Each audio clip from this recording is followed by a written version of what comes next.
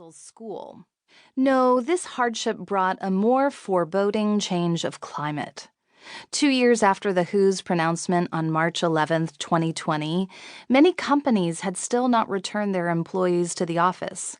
Some, like my husband's company, have sold their headquarters and opted for a remote future, making the boundaries between home and work permanently porous. This is to say nothing of those who've lost lives and livelihoods in the last 2 years, those for whom the virus turned life over like a drawer and emptied it with hurricane force.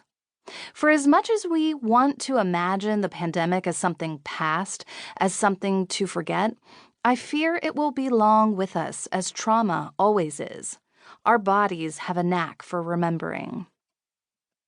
In the year of our Lord 2020, time wasn't just lived, it was suffered. And this is how Moses describes the experience of time in Psalm 90. The years of our life are 70, or even by reason of strength 80, yet their span is but toil and trouble. They are soon gone, and we fly away.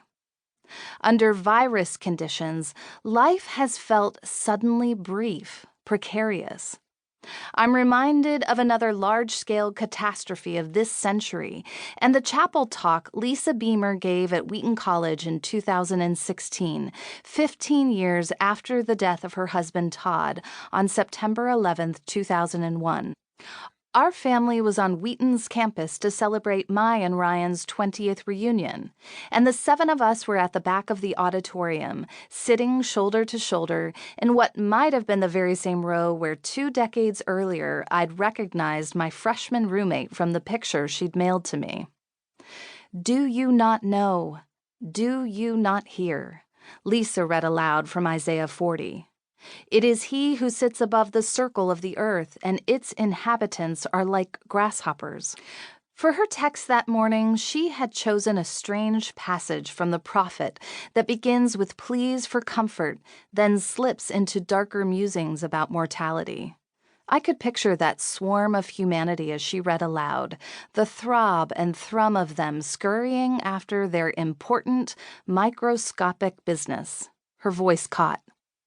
"Scarcely are they planted, scarcely sown, scarcely has their stem taken root in the earth when he blows on them, and they wither, and the tempest carries them off like stubble." I remembered the day when Manhattan's Towers of Babel fell, the city disappearing in plumes of smoke, the sky raining the ticker tape of global commerce. I remember when United Flight 93 ran aground somewhere in the middle of Pennsylvania.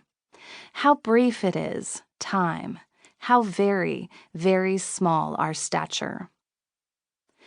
Playing busy like a fiddle.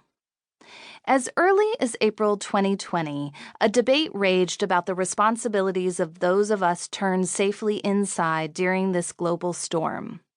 For those time-privileged enough to find their calendars suddenly cleared, what should we do with all this newfound time? Should we perfect our baking skills, learn another language, launch a business, organize the pantry and the photo albums? The New York Times regularly featured exactly these sorts of ideas, and I did feel better when, on a spring Saturday, we hung garage shelving to organize bikes, sports equipment, and snow shovels. But in her article for Wired, writer Lori Penny took issue with those lucky enough to be able to shelter in place, who were using that time to launch podcast and personal projects and life hack their way to some cargo cult pastiche of normality. In her essay, Penny defiantly opposed the idea that we were most optimized when we were most productive. Productivity, she argued, is not a synonym for health or for safety or for sanity. How shall we stay productive, Penny asked, when the world is going to hell? It was a question to which I felt particularly attuned. Busy has long been the most recognizable version of me. In college, I snagged a copy of Disciplines of the Beautiful Woman from my freshman roommate's bookshelf. The book was a study in spiritual practices like prayer, Bible study, and regular church attendance. It was also a collection of productivity hacks.